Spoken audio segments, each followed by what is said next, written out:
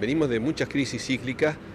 Hay diferencias sustanciales porque cada crisis que estamos viviendo estamos en peores condiciones. No es como en otras épocas, digamos en la época hasta los mediados de los años 70, donde las crisis se superaban, se volvía a la normalidad, se mejoraba.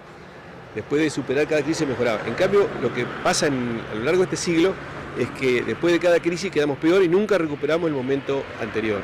Eso viene del 2001. Yo cuando analizo la economía siempre digo, para saber si estamos bien en la economía tenemos que ver cómo está la gente, porque es la actividad económica, la economía económica es la que realizamos para generar los bienes y servicios para que la gente viva dignamente, ¿no? Entonces, si queremos saber si está bien la economía, primero tenemos que comer.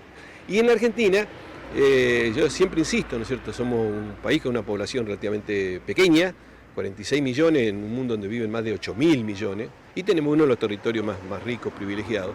Entonces, bueno, ¿cómo vive la gente? Y tenemos casi la mitad de la población viviendo por debajo de la línea de pobreza, casi el 60% de los menores con pobreza, pero con dificultades para alimentarse, cuando se sabe que los que tienen hasta 2 años de edad y tienen déficit alimenticio van a sufrir daños cerebrales irreversibles, es decir, este es el futuro que nos espera.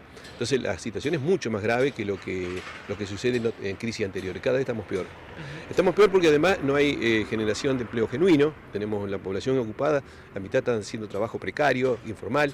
Uno vivió otra época donde la mayoría, casi la totalidad de los que trabajaban eran trabajadores estables, formales, con todos los beneficios laborales que eran mucho mejores y todo. Que con solo salir a la calle no uno ve el trabajo informal que hay.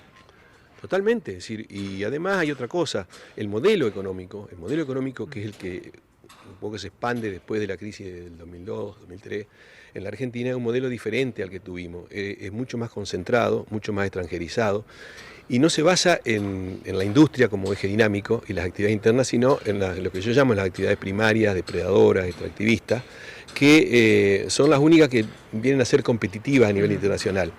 Entonces eso hace que, al no ser competitivo, de una economía abierta, no hay posibilidades de generación de empresas y de empleo genuino, competitivo, y eso hace de que haya millones y millones que tengan que depender de la asistencia del Estado, porque si no, están condenados a muerte en una economía capitalista. La situación actual viene siendo cada vez más complicada, porque las políticas que se aplican a lo largo de este siglo están beneficiando centralmente a los sectores más poderosos y las grandes corporaciones que cada vez están más concentradas, al capital financiero, a los bancos usureros. Entonces todo el esfuerzo y toda la riqueza que tiene la Argentina se está concentrando cada vez menos riqueza, entonces en menos manos, ¿no?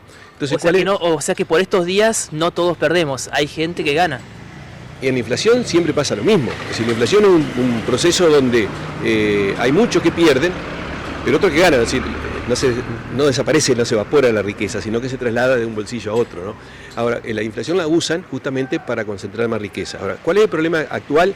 El problema de este modelo que viene de las últimas décadas, digamos de este siglo, es que los que más ganan, cada vez más concentrados, las grandes corporaciones, el capital financiero, ganan en pesos en la Argentina, ¿sí? Ganan muchísimo, cada vez ganan en pesos, pero su comportamiento es después llevar esa plata afuera.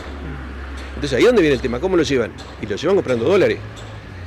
Entonces no hay posibilidades de que ningún país del mundo, y menos la Argentina, pueda abastecer con dólares esa demanda infinita e insaciable de estos sectores corporativos y sectores concentrados. Porque el problema es el siguiente, cuando sube el precio del dólar, cuando el dólar es escaso, sube el precio del dólar, hay una devaluación del peso y eso genera inflación. Y la inflación genera más concentración de riqueza. Entonces, ¿cuál es el problema? Que nosotros con nuestra balanza comercial, es decir, lo que nosotros exportamos, que lo único que genera divisa genuina, tenemos que sacar lo que nosotros importamos.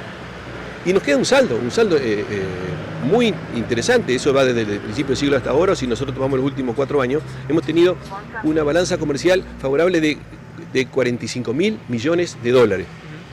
O sea, en 4 años 45.000 millones de dólares favorables. Y no tenemos dólares en la reserva. ¿Por qué?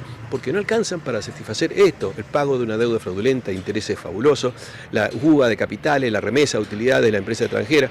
Entonces, hay una pelea de todo lo que ganan acá y se quieren llevar los dólares. Y eso que hace que suba el dólar. Y al subir el dólar, inflación. Y al haber inflación, hay una brusca caída del poder adquisitivo.